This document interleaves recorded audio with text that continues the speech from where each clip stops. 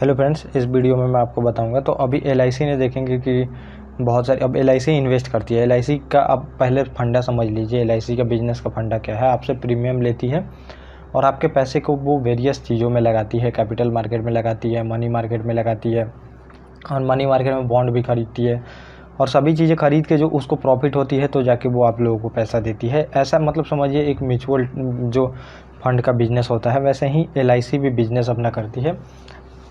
तो आप देखेंगे स्टॉक मार्केट में इसका काफ़ी वैल्यू है और लगभग 3 नंबर की कंपनी है। समझिए कि सबसे बड़ी कंपनी में आती है रिलायंस, फिर देखेंगे और विप्रो, ये सब कंपनी है जो कि बहुत बड़ी कंपनी है। एलआईसी भी बहुत बड़ी कंपनी है और इसका आप देखेंगे तो 15 लाख करोड़ रुपए का कैपिटल हो गया है, मार्केट कैपिटलाइजेशन।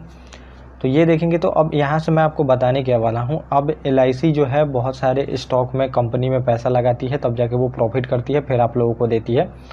तो अभी यही घटना हुई है समझिए। अब एलआईसी ने बहुत सारे अपने स्टेक बेचे हैं कुछ कंपनियों के और बहुत सारे स्टेक नए कंपनियों के लिए हैं। तो आप लोग यहाँ से मैंने पहले भी बताया था, प्रेडिक्ट करके आप भी उस जहाँ जहाँ एलआईसी इन्वेस्ट बढ़ा रही है और लोग करते भी हैं, वहाँ आप भी इन्वेस्टमेंट बढ़ा सकते हैं और जहाँ से घटा रही है आप भी अपना पोर्टफोलियो से इन्वेस्टमेंट घटा सकते हैं, तो आपको प्रॉफिट हो जाएगा। क्योंकि यहाँ पे देखेंगे तो काफ़ी एक्सपर्ट लोग होते हैं। आप समझिए 15 लाख करोड़ रुपए को मैनेज करना है तो बहुत एक्सपर्ट होंगे। उनको तो कंपनी का बैलेंस शीट एक एक याद होगा, उनको अंदर की भी खबर होती है, सभी चीज़ें उनको पता होती है और कौन सी कंपनी कहाँ पे प्रॉफिट करेगी नहीं करेगी, ये सब चीज़ें अच्छे से पता होती है। तो आप लोग भी इसको ट्रैक कर सकते हैं तो आपको भी प्रॉफिट होगा। तो जहाँ जहाँ हिस्सेदारी बढ़ाई है आप जुड़ के रहिए, मैं आपको बताऊँगा कहाँ कहाँ हिस्सेदारी बढ़ाई है और कहाँ कहाँ हिस्सेदारी घटाई है। वो भी आप इस मार्केट को फॉलो करके यहाँ पे आप पैसा बना सकते हैं। तो 15 लाख करोड़ अभी इसकी वैल्यू हो गई है, जो कि आप देखेंगे तो 2021 में पूरी तरह से एलआईसी की जो एलआईसी कंपनी है तो 7.67 लाख करोड़ रुपए की इसकी मार्केट कैप थी। अब जाके आप देखेंगे तो 15 लाख और 72 लाख करोड़ रुपए की हो गई है मार्केट कैप, 15.72 लाख करोड़ की। तो ये देखेंगे तो कंपनी लगभग 3 साल में अपने पैसे को डबल कर दी है। तो 3 साल में अगर कोई भी डबल करता है तो ये काफ़ी अच्छा इन्वेस्टमेंट है। और तो आप लोग भी इसको ट्रैक करके वो स्टॉक खरीद सकते हैं जो कि एलआईसी जिसमें पैसा लगा रही है। और लगभग आप देखेंगे तो 282 कंपनियों में जो है एलआईसी की हिस्सेदारी है और कुल मार्केट वैल्यू आप देखेंगे तो 2021 में 7.6 लाख करोड़ रुपए थी, जो कि अभी बढ़ के आप देखेंगे तो 1.2 लाख करोड़ रुपए हो गई है। 7.2 लाख करोड़ मतलब 15.5 लाख करोड़ से ज़्यादा हो गई है और लगभग 3 सालों में ये पूरी तरह से पैसे को अपना डबल कर दिए। और 75 कंपनियों में अभी आप देखेंगे तो हिस्सेदारी कम की है। इस दौरान एलआईसी ने देखेंगे तो सबसे जो बड़ी बड़ी कंपनियां हैं तो बैंक ऑफ महाराष्ट्र में अपनी मतलब कि हिस्सेदारी कम की है, बेल में कम की है, एचपीसीएल में कम की है, गेल में की है। तो ये कुछ पीएसयू स्टॉक है जिसमें कम किए हैं। नीचे और भी डिटेल में चीज़ें बताई गई हैं जिसमें कि कंपनी ने बढ़ाया है। तो आप इसको ट्रैक करेंगे तो काफ़ी प्रॉफिट होने वाला है। और आप देखिए तो जो मार्च तिमाही है तो बैंक ऑफ महाराष्ट्र में एलआईसी ने लगभग 4.3% से घटाकर इसकी मतलब स्टेक थी इतनी 1% कर दी है। तो आप भी अब देख सकते हैं कि क्या करना है आपको। और फिर यहाँ पे देखेंगे इसी तरह संभवतः TIL जो कंपनी है इसमें भी हिस्सेदारी कम की है। टाटा पावर में सबसे ज़्यादा हिस्सेदारी भी बोला जा रहा है कम की है। टाटा पावर में लगभग 22,000 करोड़ रुपए के आसपास में देखेंगे स्टेक बेच दी गई है। तो आप भी ध्यान रख सकते हैं इसमें। और BPS जो कंपनी है इसमें भी स्टेक कम किया गया है एलआईसी द्वारा। और आप देखेंगे तो वोल्टास में भी कम किया गया है। और उसके बाद देखेंगे तो हीरो जो मोटर है उसमें भी कम किया गया है और टाटा केमिकल में भी कम किया गया है। BHEL है जो समझिए इसमें भी कम किया गया है।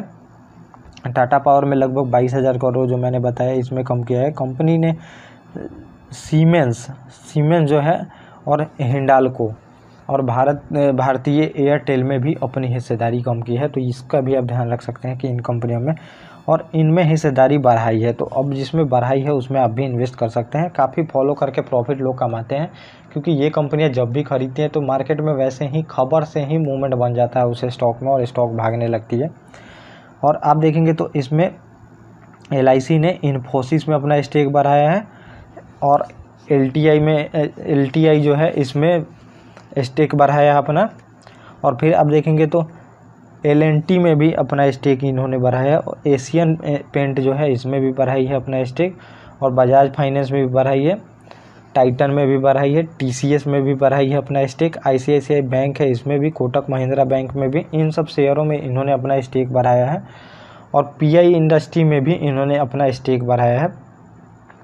और LIC की हिस्सेदारी पहले ही तिमाही में आप देखेंगे तो इतना बढ़ के जो इसमें काफ़ी ज़्यादा बढ़ गई है। और वही देखेंगे तो LTI, और इसमें भी हिस्सेदारी बढ़ाई है, और अपोलो हॉस्पिटल में भी हिस्सेदारी बढ़ाई है, और BPL में भी इन्होंने हिस्सेदारी बढ़ाई है, तो इसको भी आप देख सकते हैं BPL को भी। और सबसे बड़ा LIC का देखेंगे तो दाव किस पे है, रिलायंस पे है, इसके बाद देखेंगे तो ITC पे है, और उसके बाद देखेंगे तो TCS पे है, उसके बाद आपको SBI और इन्फोसिस का देखेंगे स्थान है। तो इन सब में इसका सबसे ज़्यादा स्टेक है। और टोटल आप देखेंगे तो अभी 3 महीने में LIC का 10% स्टेक बढ़ा हुआ है। तो वैसे देखेंगे तो LIC का मतलब कि पोर्टफोलियो है पूरी तरह से बढ़ते जा रहा है। आप इसके पोर्टफोलियो को भी ट्रैक करके प्रॉफिट कमा सकते हैं, तो आपको डाइवर्सिफिकेशन रह सकता है।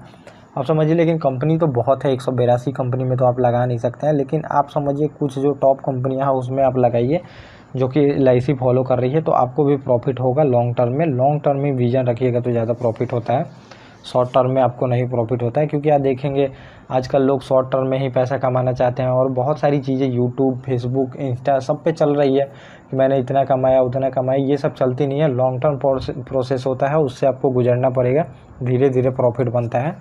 तो ये पूरा टॉपिक था जो मैंने आपको बताया। ओके गाइस, थैंक यू, और अब हम मिलेंगे अपने नेक्स्ट टॉपिक।